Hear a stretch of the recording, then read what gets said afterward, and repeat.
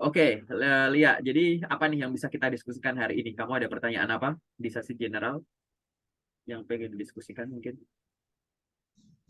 Baik Pak, terima kasih atas kesempatannya yang diberikan kepada saya. Hmm, Nah, Oke, pertanyaan saya yaitu tentang yang general dulu ya Pak. ya sesi general. Betul. Apa tuh? Ini yang mengenai itu berhubungan nggak Pak mengenai kenapa CV sering ditolak itu general nggak sih? Oh, boleh gitu. Kamu merasa bahwa CV kamu sering ditolak gitu ya? Kenapa CV sering ditolak Iya, gitu? iya Boleh Pak. boleh tahu nggak sejauh ini kamu ngirim lamaran itu sesuai dengan jurusanmu aja atau di luar jurusan juga kamu coba? Eh, sebenarnya nggak semua ditolak sih Pak. Ada yang diterima juga, tapi sepertinya lambat gitu Pak Oke, progresnya. nggak apa-apa. Aku tanya-tanya dulu ya. Kamu ngelamar Iya. cuma yang sesuai dengan pendidikan terakhirmu aja atau di luar pendidikanmu juga kamu lamar? Nah, yang saya lamar ada yang sesuai sama pendidikan saya, terus yang kedua di luar sama pendidikan saya, Pak. Oke. Terus selanjutnya, kamu ngirim lamarannya itu setiap hari nggak? Kalau mengirim lamaran itu saya setiap hari, Pak. Setiap hari ya? Oke. Iya, Pak. Kemudian rata-rata per hari kamu bisa ngirim berapa lamaran? 15 lamaran, Pak. 15 lamaran per hari. Terus 20 untuk sampai 20. 15 sampai 20 ya. Oke. Kemudian sumber lowongannya dari mana aja? Selain dari grup WA aku ya. Dari mana aja tuh? Sumber lowongan saya dari Jobstreet, Jobstreet, Indeed, Indeed, LinkedIn, LinkedIn, terus dari Glitz, Glints, Glint. Glints. Oke, Glints. Oke. Nah, dari ini Terus Instagram, Instagram. Oke. Kemudian Telegram. Telegram. Oh, banyak ya gitu. Kemudian dari semua itu gitu ya yang kamu kamu sebut tadi, paling jauh udah pernah sampai tahap apa? Interview sih, Pak. Interview HR atau user? Interview HR. HR. Udah pernah ada Iya, pakai CV yang sama, pernah sampai interview HR ya? pernah. Oke. Itu yang sampai interview kamu lamar via apa? Via LinkedIn, Pak. LinkedIn ya? Oh, oke. Iya. Oke. Kemudian kamu ada ini nggak? Ada keterbatasan atau batasan khusus yang itu merupakan syarat dari kamu pada saat mencari kerja. Contoh, aku cuma pengen nyari kerja yang sesuai jurusan, tapi kan tadi enggak, ya kan? Atau mungkin Enggak. aku cuma pengen nyari kerja yang penempatannya cuma di kota ini aja atau area ini aja, tapi area sono enggak gitu. Ada gitu-gitu enggak? Ada, Pak. Ini mengenai penempatan area sih, Pak. Gimana? Penempatan area. Khusus daerah sejabodetabek untuk Kamu, saat ini. oh kamu ngincernya Jabodetabek ya? Iya, Oke. Terus untuk saat ini, Pak. ke saat ini, oke, apa gitu. Nah, kemudian kita ngomongin yang soal tahap terjauh tadi, interview HR. Dari interview HR kamu udah dapat kabar belum? Udah dapat kabar kalau kamu nggak lolos atau kamu nggak dikabarin atau gimana? Saya tidak dikabarin, Pak. Nggak Sedih. dikabarin. Oke, Iya. nggak dikabarin. Terus pada saat kamu nggak dikabarin itu udah lewat 2 minggu ya. Oh, udah lewat, Pak. Terus kalau ada loker yang kamu tuh habis psikotes misalkan, terus gak dikabarin, atau kamu habis interview gak dikabarin. Setelah kamu nunggu 2 minggu gak dikabarin, kamu follow up gak ke mereka? Nanya nggak ke mereka? Kemarin ada yang saya tanya, Pak. Mm-mm. Terus cuman Cuma di read. nggak direspon, nggak nggak tahu sih, Pak. Oke, nanti kita lihat lagi di sesi detailnya. Oke, ya nggak apa-apa kayak gitu. Jadi aku jawab dulu ya. Terus, Iya, Pak. menurut kamu pribadi, kamu pasti kan kamu punya sosial media ya. Ada LinkedIn, Iya. ada Instagram dan lain-lain. Seberapa sering kamu menggunakan sosial media kamu untuk mencari kerja dan branding dibandingkan dengan hiburan saja, hiburan itu entertainment. Menurutmu tuh kamu kalau takar sendiri aja, menurutmu tuh kamu main LinkedIn tuh kamu anak LinkedIn banget gak sih gitu? Enggak sih, Pak. Saya main ini itu tergantung dari mood, Pak. Oh, tergantung mood. Oke. Iya, Terus kalau Pak. sosial media yang lain, tadi kan kamu bilang ada loker yang berasal dari Instagram. Kemudian kamu juga pakai Instagrammu buat branding diri kamu sendiri gak sih? Jadi Instagram Enggak. tuh enggak ya? Oke. Terus, Saya cuma mengikuti lowongan kerja yang ada di Instagram kan. Terus hmm, saya kirim lamaran saya melalui email. hmm. Itu aja sih, Pak. Baru melalui ini link-link Google Drive. Oh, Google link. apa? Google Link, Pak. Ya, ya ya Google. Ya, oke. Terus habis itu aku tanya lagi ya, kayak gitu. Ya, Pada Pak. saat kamu ngirim lamaran via email, dokumen yang dikirimin apa aja? Yang saya kirim yang pertama itu surat lamaran, Mm-mm. CV, itu CV, terus saya kirim KTP, ini identitas pribadi lah seperti KTP.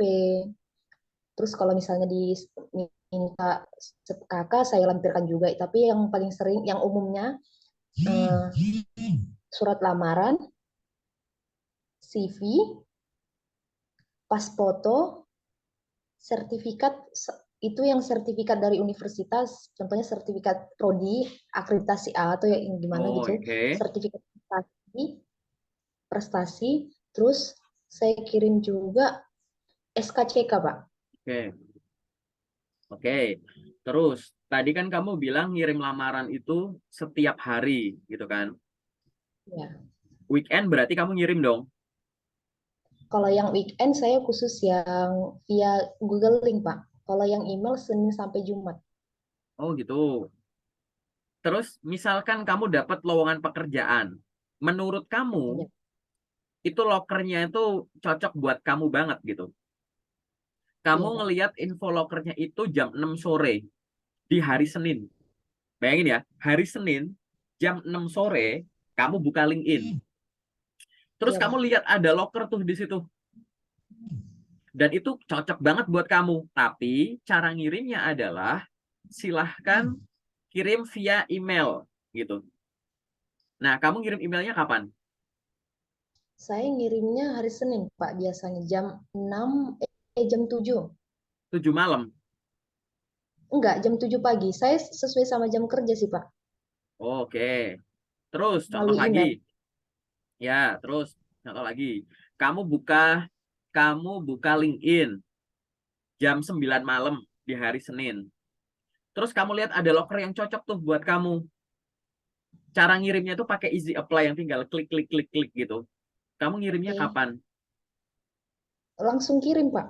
Kalau Langsung misalnya kirim. yang seperti itu. Jam Langsung 12, jam 1, saya langsung kirim. langsung Biasanya kirim. seperti itu. Langsung Iya, kirim ya. Oke. iya. Menarik ya. Dah, pertanyaanku cukup di situ aja. Mungkin nanti ada teman-teman yang nyimak sampai di menit ini ya. Paling kalau didengarkan secara secara cepat, secara general, kayaknya nggak ada yang bermasalah gitu. Tapi ada beberapa Nah, poin yang pengen aku apa ya namanya ya, kasih masukan aja gitu ya. Ini sebagai masukan, kalau mau diikuti ya silakan, enggak ya silakan gitu. Nomor satu, saya pada catat. saat oh boleh catat boleh, enggak juga enggak apa-apa, nanti ini aku record gitu. Jadi enggak apa-apa sambil dicatat juga boleh. Yang pertama, pada saat mengirimkan dokumen via email dan dimintanya itu nggak detail gitu. Misalkan silahkan kirimkan CV dan dokumen lain atau silahkan kirimkan CV lengkap ke sini gitu. Maka kirimkan semua dokumen kecuali dokumen pribadi. Jadi jangan pernah Oh, mengirimkan KTP, KK, NPWP, vaksin, oh, BPJS kalau nggak diminta di awal. Sorry, di awal gitu. Jadi jangan ngasih dokumen pribadi di awal. Takutnya nanti penyalahgunaan data. Dan itu nggak dibutuhkan itu untuk proses rekrutmen tahap awal gitu. oh ya, ya. Jadi yang dikirimkan yang selain itu, tadi kamu udah sebut tuh, lamaran, CV, ijazah, transkrip, sertifikat, pas foto, SKCK, silahkan. Tadi kamu nyebut-nyebut itu ada portofolio, silahkan. Pokoknya itu semua silahkan kamu mainkan, disesuaikan dengan formatnya, ukuran filenya, dan lain-lain. Apakah ada keterbatasan yang lain atau enggak. Tapi, gitu, jarang sekali ada yang sejak awal minta dokumen pribadi. Walaupun aku bilang ada ya, gitu. Misalkan Ada beberapa sih, Pak, loker di yang ya beberapa loker pabrik tuh beberapa ada. Loker-loker yang kadang-kadang tuh kamu walk in interview itu kadang ada gitu. Bener-bener dokumen pribadi ada. Tapi jarang ya gitu. Itu bukan dokumen yang awal dibutuhkan sebenarnya ya gitu. Jadi intinya apa gitu. Biar kamu tahu loh apa kalau nggak diminta tuh ya nggak usah dikasih sejak awal gitu. Yang dokumen pribadi kayak gitu. Terus yang selanjutnya itu adalah terkait dengan pengiriman pengiriman dokumen. Pengiriman via email betul kalau kamu punya strategi ngirimnya di hari kerja dan jam kerja aja agak masalah. Tapi jangan sampai mengirimkan lamaran itu membuat penundaan gitu. Contoh kamu ngirim lamaran sekarang tadi kan aku kasih contoh hari Senin. Misal aku kasih contoh gini, kamu dapat info locker, disuruh ngirimnya itu via email. Kamu dapatnya itu hari Jumat jam 6 sore. Kamu mau kirim kapan? Hari Senin sih Pak Hari biasanya. Senin. Nah, kayak gitu. Nah, aku pribadi, aku tipe yang akan merekomendasikan kepada teman-teman bahwa mengirimkan lamaran di hari kerja dan jam kerja itu boleh untuk strategi mengirimkan lamaran via email. Tapi jangan sampai ada penundaan. Penundaan tuh ya kayak yang barusan aku kasih contoh. Kamu dapat lokernya itu hari Jumat sore, Jumat malam, kamu tuh udah ke Senin. Padahal dari Jumat sampai Senin itu yang ngirim lamaran banyak gitu. Itu cuma strategi aja. Kenapa kayak gitu? Karena aku ya berdasarkan pengalaman review dan pengalaman teman-teman yang lain, mengirimkan lamaran di hari kerja dan jam kerja via email itu bagus. Tapi itu nggak lebih bagus daripada yang nggak nunda gitu. Kalau kamu dapatnya itu sore ya udah kirim aja, dapatnya malam ya udah kirim aja gitu. Kecuali kamu dapat lokernya hari Senin pagi, kamu kirimnya siang, nggak masalah gitu kan, nggak ada penundaan, masih hari yang sama di hari kerja jam kerja. Tapi kalau kamu nemunya sore terus kamu tunggu sampai besok gitu, aku sudah banyak sekali menemukan teman-teman yang sharing bahwa gara-gara ditunda email penerimanya itu penuh, kamu udah nggak bisa ngirim lagi Iya sih, gitu. pernah-pernah Dan gitu. kamu tahu nggak beberapa case yang kalau email penuh tuh ada yang gimana? Yang ekstrim itu kalau email penuh ada loh yang semua email pelamarnya tuh dihapus semua, saking nggak bisanya gitu. Aku pernah nemuin ada yang sharing itu, nggak cuma sekali dua kali gitu. Ada teman rekruter aku lupa orangnya. Jadi gara-gara udah email tuh saking penuhnya, jadi orang itu waktu itu tuh sempat ada beberapa tahun yang lalu itu sempat tipe spam.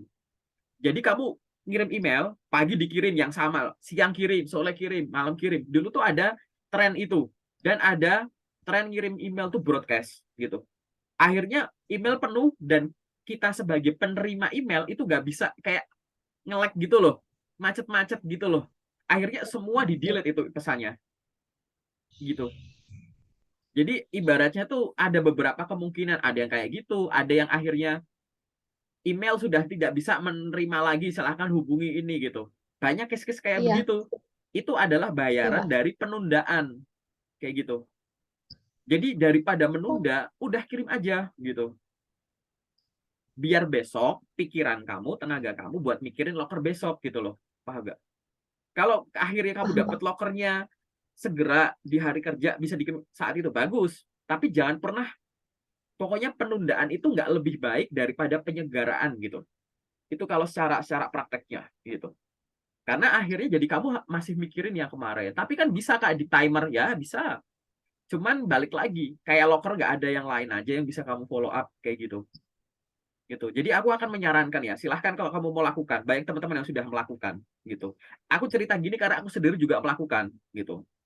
Banyak teman-teman yang ibaratnya contohnya teman-teman yang ada di pabrik gitu ya, teman-teman buruh pabrik gitu. Mereka ngirim lamaran cuma bisa di dua waktu. Setelah pulang shift sama waktu weekend, waktu libur sama keluarga. Itu di luar jadwal umum loh itu. Setelah shift itu sore ada yang malam, ada yang tengah hampir tengah malam, ada yang Sabtu Minggu. Buktinya keterima-keterima aja, lolos-lolos aja gitu. Oke. Nanti kalau kamu akhirnya jadi ada, tapi kan HR cuma buka email di hari Jam kerja, kerja. Itu cuma di jam kerja kayak gitu.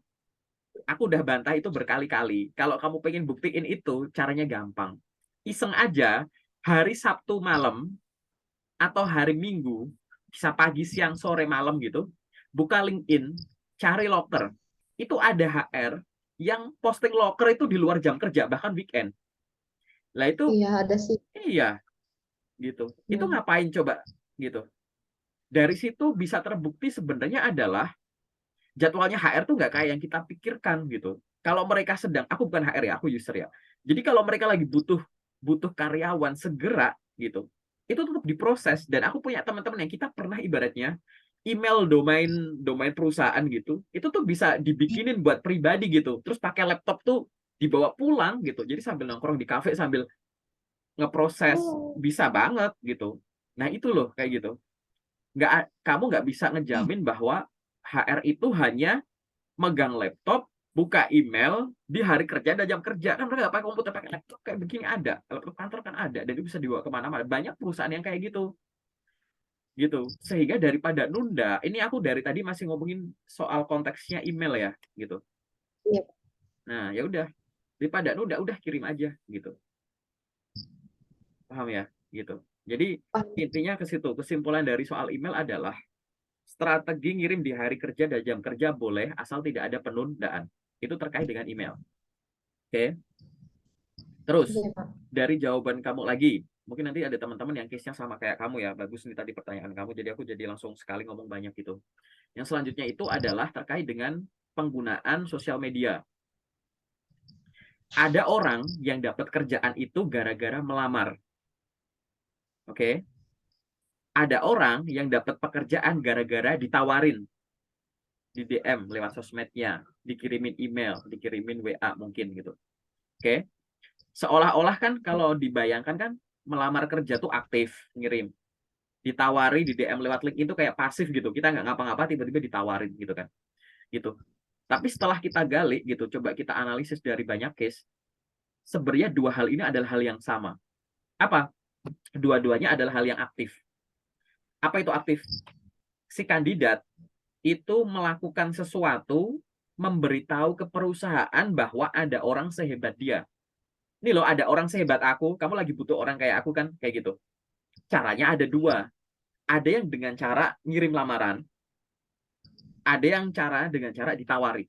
Tapi kan kalau ngirim lamaran jelas ya, di CV itu kan ada info kita terus, nih ada orang sehebat saya gitu kan. Tapi kalau ngebayangin, kok bisa sih kita ditawari, kok bisa sih kita di DM? Gimana? Karena kita aktif di sosmed itu, gitu.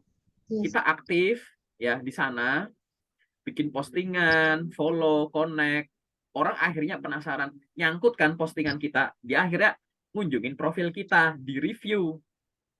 Setelah di review, oh ini cocok nih, kita lagi butuh orang kayak gini. Akhirnya di DM, kayak gitu. Nah, ada orang yang dapat kerja atau lolos ke tahap selanjutnya gara-gara melamar, ada yang gara-gara ditawarin. Karena kamu nggak tahu bakal dapat yang selanjutnya pakai cara apa, jadi setiap harinya, selain kamu sibuk melamar pekerjaan, kamu juga harus sibuk untuk branding di sosmed. Paling gampang branding di LinkedIn, gitu. LinkedIn itu sosial media, oke? Sebagai job seeker, kamu harus memanfaatkan unsur sosialnya dan unsur medianya. Unsur media tuh misalkan LinkedIn itu sebagai media menemukan info loker dan media mengirimkan lamaran, misal gitu ya. Nah, unsur sosialnya mana? Unsur sosial tuh kamu rutin bikin postingan otentik ya, bukan reshare, bukan repost. Tiap hari follow orang baru, HRD, tiap hari connect orang baru, komen ke postingannya orang-orang. Tapi ya komennya yang bener-bener berbobot, bukan cuma amin up, interested, Oh, gitu-gitu. Nggak cuma itu, gitu. Kenapa iya, ketawa? Pak. Berarti kamu Saya sering kayak gitu ya, gitu. Ya, enggak, saya bisa.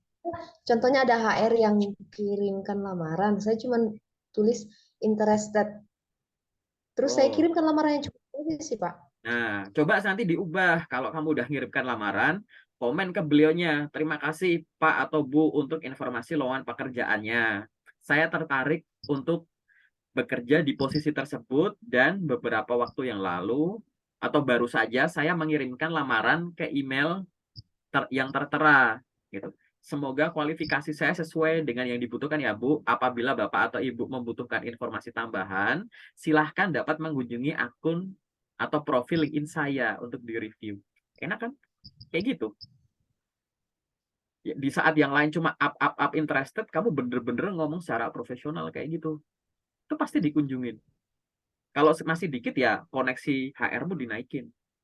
Makin banyak yang kamu lamar, makin banyak kamu komen gitu. Oke? Jadi poinnya di situ dulu. keseimbangan antara fungsi sosial dan fungsi media yang kamu gunakan. Oke, itu dulu.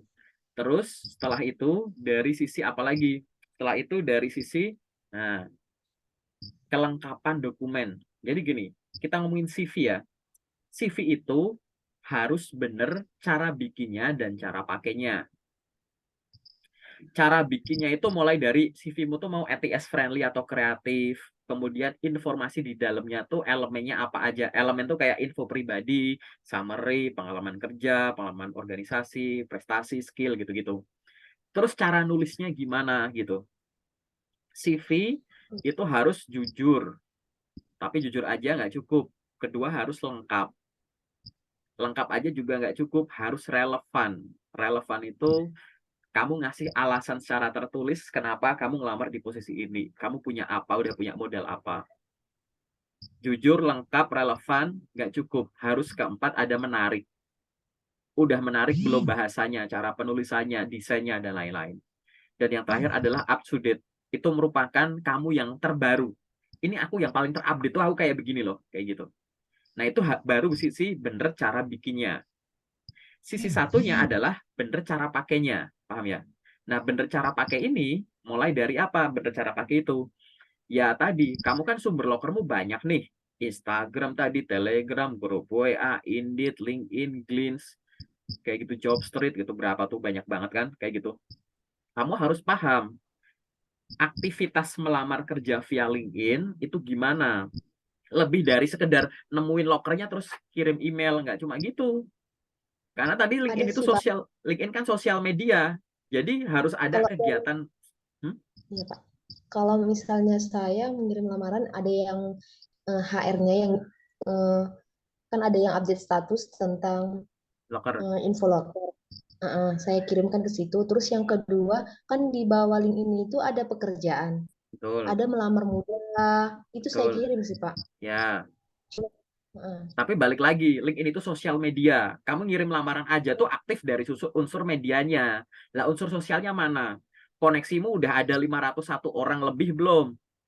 Udah rutin Belum, Pak. minimal 3 kali postingan tiap minggu belum? Udah follow orang-orang belum? Udah sering ucapin selamat ulang tahun belum? Udah sering ucapin selamat dapat kerjaan baru belum? Nah, gitu-gitu. Itu tuh aktivitas sosial medianya tuh tetap harus jalan sambil kamu nyari kerja gitu. Karena kalau persaingannya cuma sekedar bagus-bagusan isi dokumen, orang yang lebih hebat dari kita tuh pasti nggak ada batasnya. Pasti kita akan selalu menemukan orang yang lebih dari kita gitu, lebih pintar, lebih gini. Tapi kan akhirnya cuma bersaing dokumen aja kalau kayak gitu. Tapi banyak dari job Iya. seeker itu yang lengah dari sisi sosialnya, di sosmednya kurang aktif. Nganggap LinkedIn itu gini, misalkan ada job street itu job portal. Wajar kalau bikin akun yang lengkap, yang bagus, terus kamu mulai ngelamar-ngelamar. Nanti kalau ada komunikasi juga paling searah. Kamu ditolak, lamaran diterima, undangan wawancara Iya. gitu. Tapi kan kamu nggak bisa Iya. lihat muka HR-nya kan. HR dari PT itu kan kamu nggak bisa lihat di Jobstreet gitu. Nggak bisa ngobrol gitu kan. Tapi kan kalau di LinkedIn nggak gitu. Di LinkedIn isinya jangan nggak cuma loker.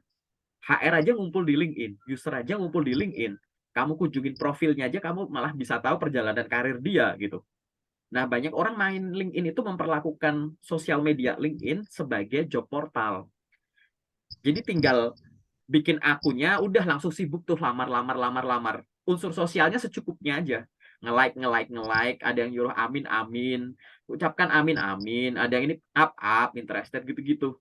Akhirnya ya monoton. Jadi penggunaan sosial media tuh kayak penggunaan job portal gitu. Seolah-olah kamu punya 2 akun Jobstreet, punya 2 akun Glints, punya 2 akun Indeed gitu. Karena LinkedIn kamu perlakukan semacam itu. Nah, ini masuknya dari sisi bener cara pakainya. Bener cara pakai CV itu artinya anggap aja kamu udah punya nih bener nih ya, CV bener. Nah, kamu harus bener-bener pahami cara pakai CV di email tuh gimana. Cara pakai CV di Jobstreet gimana. Cara pakai CV di Glints gimana. Cara pakai CV di LinkedIn gimana. Cara pakai itu bukan sekedar dapetin loker terus ngirim ya. Tapi kegiatan penyertanya tadi loh. Kalau kegiatan penyertanya di LinkedIn itu berarti selain nyari lamaran, nyari loker, kirim lamaran, tapi ada aktivitas sosial medianya gitu. Kalau lewat email, berarti kamu ngirim email, terus kegiatan sekitarnya apa? Direkap lokernya. Kamu punya rekap Excel gitu nggak? gitu. Direkap semua lamaran yang kamu kirim itu direkap gitu. Jadikan satu spreadsheet Excel atau Google Sheet gitu. Kamu bikin tabel-tabel rekapan semua loker yang udah kamu lamar dari banyak platform gitu. Hari apa, kamu ngelamar PT apa, sebagai apa, info lokernya dari mana, ngirimnya via apa gitu. Itu direkap kayak gitu. Dari ekspresimu kamu belum melakukan rekap itu, gunanya apa? Memang nanti kalau kamu tuh akan menemukan bahwa ada loker yang kalau kamu kirim lewat email kan ada historinya di outbox gitu. Kalau lewat job street ada historinya di job streetnya sendiri dan lain-lain. Tapi nanti kalau di tengah jalan tiba-tiba kamu lagi ngapain, sibuk ngapain, ada yang tiba-tiba nelpon atau tiba-tiba ngirim WA bahwa terima kasih Anda sudah mengirimkan lamaran ke PT ini gitu. Kita mau konfirmasi undangan interview. Nanti kamu lupa, oh ini udah pernah aku kirim nggak ya? Via apa ya gitu. Nanti kamu lupa ngirimnya lewat apa terus ngecek satu-satu gitu. Paham nggak? Jadi Iya, kan lamaran gitu yang Pak. lamaran yang sudah dikirim itu direkap jadiin satu.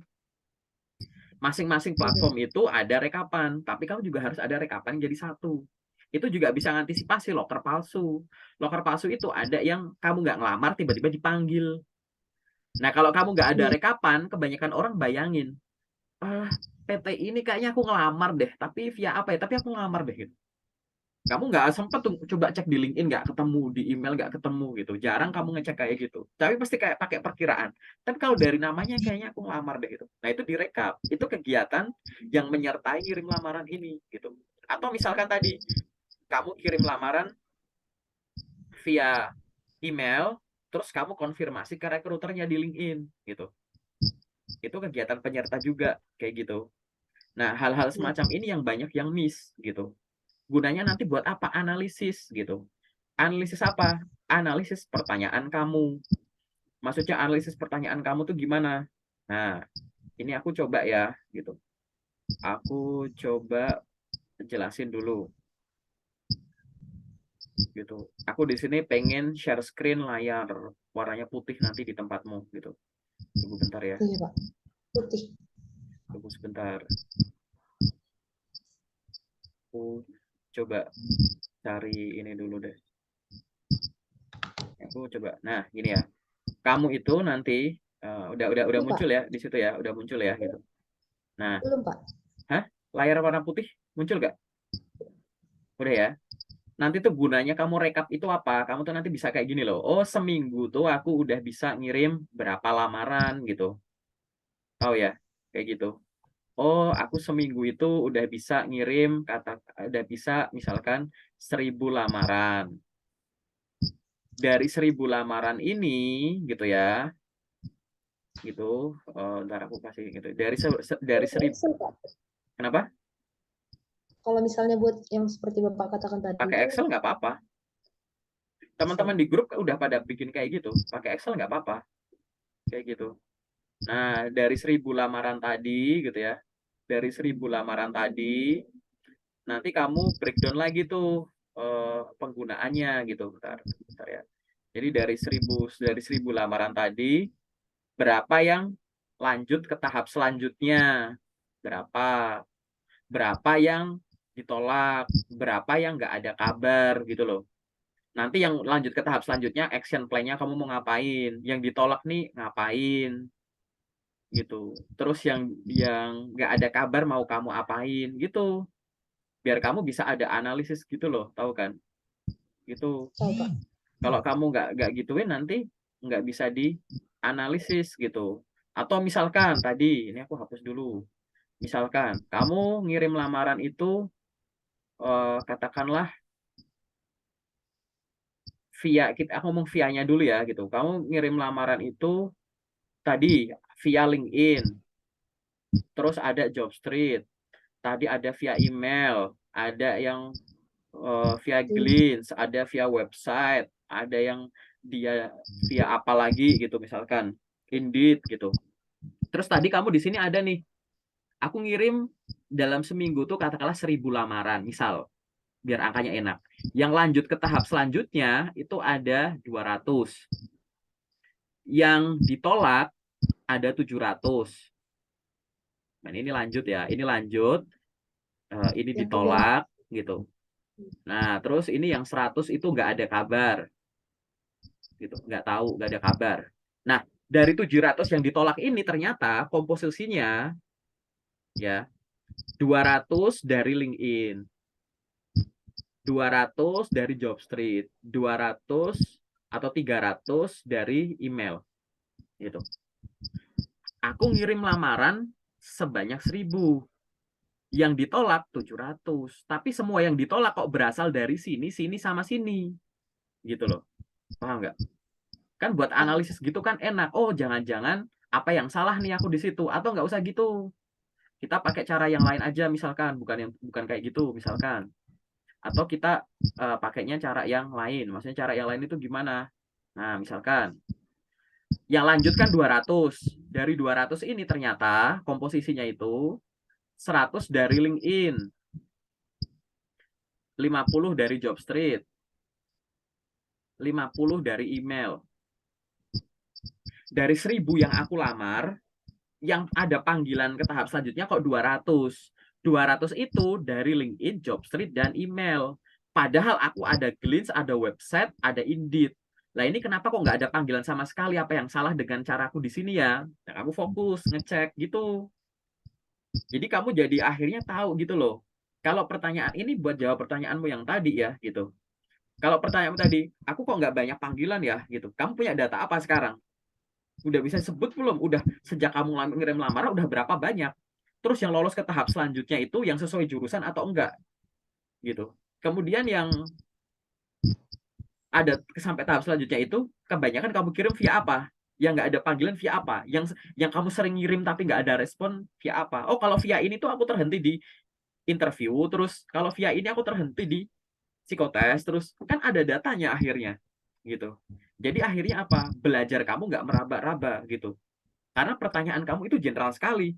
Kenapa kok aku nggak banyak panggilan ya? Ada sih, tapi nggak intens gitu. Itu faktornya itu ada banyak tuh jawabannya.